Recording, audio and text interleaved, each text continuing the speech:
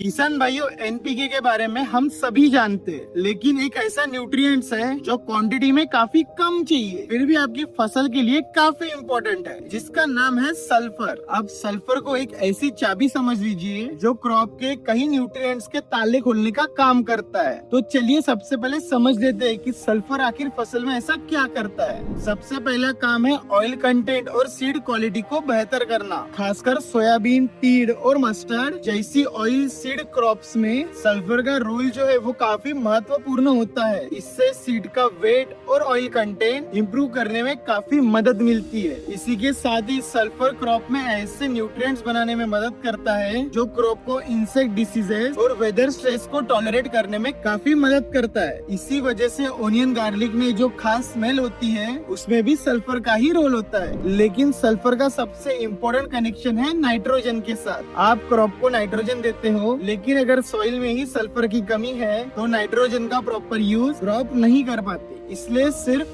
Urea या फिर DAP देना ही इनफ नहीं है, क्रॉप को एक बेहतर और बैलेंस न्यूट्रिशन देना ही जरूरी है। अब चलिए समझते हैं कि सल्फर की डेफिशिएंसी आखिर कैसे समझे। अगर आपके क्रॉप की ग्रोथ जो है वो स्लो है, लीव्स का जो ग्रीन कलर है वो कम हो रहा है और खासकर न्यू लीव्स में येलोइंग शेड दिख रहा है, तो सल्फर डिफिशियंसी की पॉसिबिलिटी आपकी फसल में हो सकती है। लेकिन एग्जैक्ट डिफिशियंसी जानने का तरीका जो है वो है सॉइल टेस्टिंग। तो चलिए अब बात कर लेते हैं सल्फर देने के प्रैक्टिकल तरीके के बारे में। अगर आप डीएपी का इस्तेमाल करते हैं तो कुछ क्रॉप में डीएपी की जगह एसएसपी यानी कि सिंगल सुपर फॉस्फेट का यूज किया जाता है। एसएसपी से फास्फोरस के साथ कैल्शियम और सल्फर भी मिलता है। इसके अलावा अमोनियम सल्फेट, मैग्नीशियम सल्फेट और पोटेशियम सल्फेट भी सल्फर के ही सोर्सेस है। अपनी क्रॉप के रिक्वायरमेंट के ही हिसाब से अलग अलग स्टेज पर किया जा सकता है। अगर आपकी सॉइल में सल्फर की ही डेफिशिएंसी है तो एलिमेंटल सल्फर भी इस्तेमाल किया जा सकता है, लेकिन इसका जो डोज क्रॉप और सॉइल कंडीशन के हिसाब से ही कंसिडर किया जाना चाहिए। और हाँ, एक और इम्पोर्टेंट बात किसान भाइयों, सल्फर को एक ही बार बहुत ज्यादा देने की बजाय क्रॉप की प्लानिंग के साथ बेटर रिक्वायरमेंट के साथ देना जरूरी होता है। और साथ ही सॉइल में ऑर्गेनिक मैटर मेंटेन करना भी काफी जरूरी है, क्योंकि इससे जो है वो न्यूट्रिएंट सॉइल में बेटर रिटेन होते हैं और इससे काफी फसल को हेल्प मिलती है। तो किसान भाइयों, सल्फर सिर्फ ऑयल बढ़ाने वाला न्यूट्रिएंट्स नहीं है, ये नाइट्रोजन के proper use, crop quality, stress tolerance और सॉइल हेल्थ में इम्पोर्टेंट रोल प्ले करता है। इसलिए अगली बार जब आप अपनी क्रॉप का फर्टिलाइजर प्लान जो है वो ठीक से बनाएं तो सिर्फ एनपीके पर फोकस मत कीजिए, आपके सॉइल में सल्फर की रिक्वायरमेंट भी अवश्य चेक कर ले। अगर आपको यह जानकारी यूजफुल लगी हो तो इस वीडियो को लाइक और दूसरे फार्मर्स के साथ शेयर